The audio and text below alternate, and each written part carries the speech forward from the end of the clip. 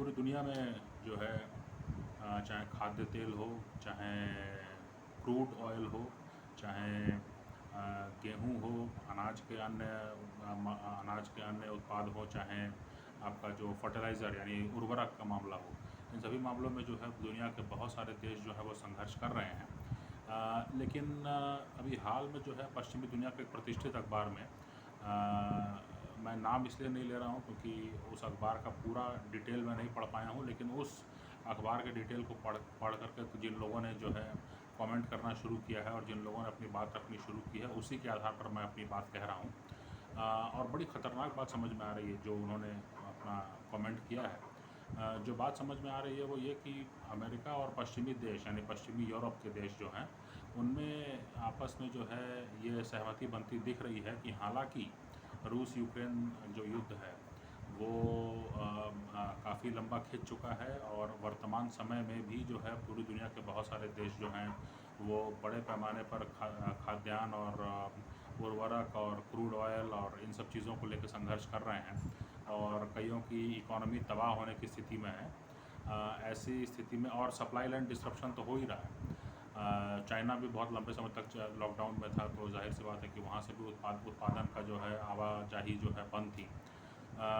जो बात समझ में आ रही है वो ये कि अमेरिका और पश्चिमी देशों को ये मालूम पड़ गया है कि रूस यूक्रेन में फ़िलहाल भारी पड़ता दिख रहा है और जो रणनीति थी अमेरिका की और बाकी पश्चिमी देशों की कि सिर्फ हथियार भेज करके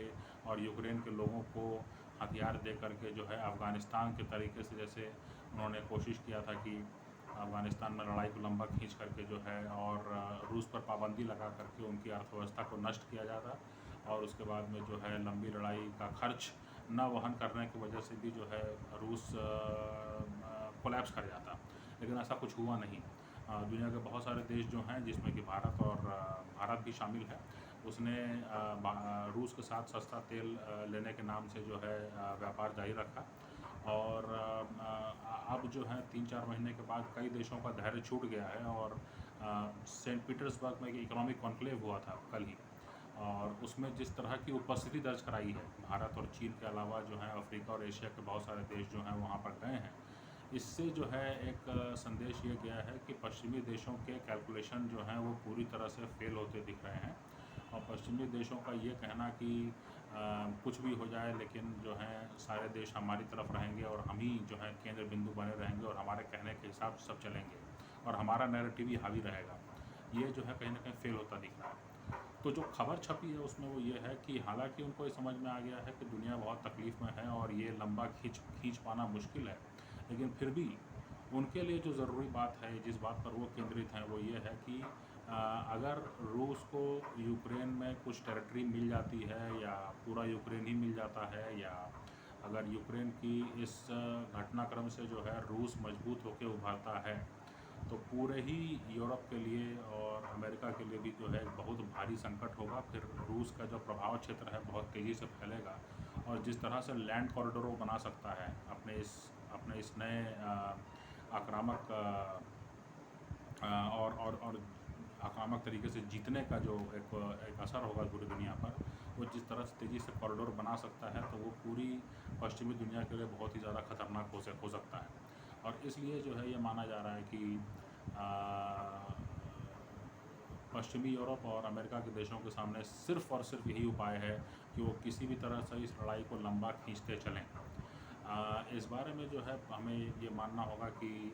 हालांकि जो जापान और ऑस्ट्रेलिया जैसे देश हैं उन्होंने कहा है कि भारत जो है वो रूस की निंदा नहीं करना चाहता है, तो ये उसकी मर्ज़ी है या उसके अपने रिश्ते हैं और इसके लिए हम उसको फ़ोर्स नहीं कर सकते। लेकिन अमेरिका इस बात से बहुत ज़्यादा चिंतित है। अमेरिका इस बात से बहुत ज़्यादा चिंतित है कि जिस तरह से जो हैं दुनिया के देश अपने अपने हित देख रहे हैं और जिस तरह से भारत जैसा देश जो है जो कि एक तरह से लोकतंत्र माना जाता है और एक तरह से जो है उसका काफ़ी असर है इस पूरे हिंद प्रशांत क्षेत्र में और अगर भारत जितनी बड़ी आबादी जो है अगर डॉलर को छोड़ करके किसी और करेंसी में ट्रेड पर जो है हामी कर देता है तो ये बहुत बड़ा नुकसान होगा और बहुत मुश्किल में आ जाएगी पश्चिमी दुनिया। ये भी जानना चाहिए कि रूस की तरफ से जो है ये समझा गया है कि पश्चिमी उसके रेवेन्यूज़ जो हैं वो एशिया से पूरे हो रहे हैं, और इसीलिए जो है अब वो यूरोप को जो है और ज़्यादा एक तरह से कहना चाहिए कि टाइट कर रहा है। और यूरोप में कई देशों में जो है उसने गैस की सप्लाई बंद कर दी है, जो पाइपलाइन से गैस जाती है वो बंद कर दी है। फ्रांस को लगभग इसमें से हटा दिया गया, बड़ी इकॉनमी है और तकरीबन 14-15% जो है उसमें से गैस जो है वो फ्रांस को सप्लाई होती थी। जर्मनी को भी कहा जा रहा है कि अगले कुछ हफ्तों में हो सकता है कि 50, 60, 70, 80, 90% जो है गैस की सप्लाई कम हो जाए। इससे जो है पूरे यूरोप में, पश्चिमी यूरोप में इस बात की पूरी चिंता है कि गैस की महंगाई बढ़ेगी, और अभी जिस तरह से ठंड का मौसम अगर आएगा तो उसमें गैस की मांग बढ़ती है और पूरी की पूरी अर्थव्यवस्था चरमरा सकती है।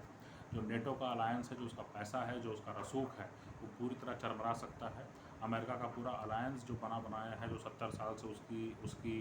धमक को जो है बरकरार रखे हुए है, वो पूरा चरमरा सकता है। तो ये चिंता की बात है, और इसीलिए जो है एक जुमला जो है, एक स्टेटमेंट जो है यूएस प्रेसिडेंट का, मिस्टर बाइडन का, वो उस पर आप गौर करेंगे। वो जब प्रधानमंत्री मोदी से मिले थे तो उन्होंने एक जुमला कहा था कि I am committed to India America relations being closest that it can be. यानी कि भारत अमेरिका के रिश्ते जो हैं जितने ज़्यादा नज़दीक हो सकते हैं उसके लिए वो समर्पित हैं। इसका मतलब है कि अमेरिका जो है वो, और अमेरिका से कई तरह की आवाज़ें उठ रही हैं इस्लामोफोबिया को लेकर के, और कई तरह के ऐसे मुद्दे हैं वो उन चीज़ों को लेकर के दबाव बनाने की कोशिश की जा रही है। लेकिन ये भी सच है, वो जानते हैं कि अगर भारत पर ज़्यादा दबाव पड़ा और भारत ने अगर ये तय कर लिया, चूँकि एक बहुत बड़ा जो कंसेशन भारत की तरफ से दिया गया था वो ये कि सस्ता ईरानियन तेल छोड़ करके जो है ट्रम्प के ज़माने में ये फ़ैसला किया गया था, और तब उस फैसले का मतलब ये भी था कि भाई ट्रम्प के शासन में जो है चीन को लेकर पूरा फोकस था। भारत भी चाहता था कि चीन की तरफ फोकस रहे,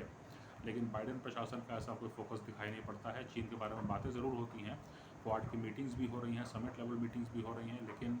जो कार्रवाई, जो एक्शन और जिस तरह का अग्रेसिवनेस जो है वो रूस की तरफ दिखाई पड़ता है, वो चीन की तरफ दिखाई नहीं पड़ता है। तो ये सारी चीज़ों को देखते हुए जो है ये मानना चाहिए कि भारत भी जो है वो एक तरह से वेरिएबल बना हुआ है इस पूरे इक्वेशन में, और अमेरिका और बाकी पश्चिमी देशों के लिए जो है ये एक चिंता का विषय है, जिस तरह की डेवलपमेंट्स पिछले 3-4 महीनों में निकल के आए हैं। लेकिन अब ये देखने वाली बात है कि अगर उन्होंने ये तय किया है कि चाहे दुनिया कितनी भी मुश्किल दौर से गुजरे, लेकिन हम इस लड़ाई को बंद नहीं होने देंगे, और हम इस लड़ाई को जारी रखेंगे, और हम हथियार की सप्लाई करते रहेंगे। अगर वो ऐसे निर्णय पहुंचते हैं और तो इसको शुरू करते हैं, चालू रखते हैं, तो दुनिया का अर्थव्यवस्था कहाँ जाएगी, और वैश्वीकरण जो है वो रह पाएगा कि नहीं रह पाएगा, ये सब चीज़ें जो हैं बहुत बड़े प्रश्न हैं। क्या पूरी दुनिया में स्ट्रक्चरल चेंजेस अब हम देख रहे हैं कि ग्लोबलाइजेशन रह नहीं पाएगा, और हर देश जो है वो अपनी सुविधा के अनुसार, अपने रुचि के अनुसार, अपनी सुविधा के अनुसार जो है वो दूसरे किसी देश के साथ संबंध जितना चाहेगा उतना, और जितना नहीं चाहेगा उतना नहीं रखेगा, और कोई सामान्य जो है रिश्तों का जो है दौर अब नहीं रहेगा। ये बहुत बड़े बड़े प्रश्न हैं।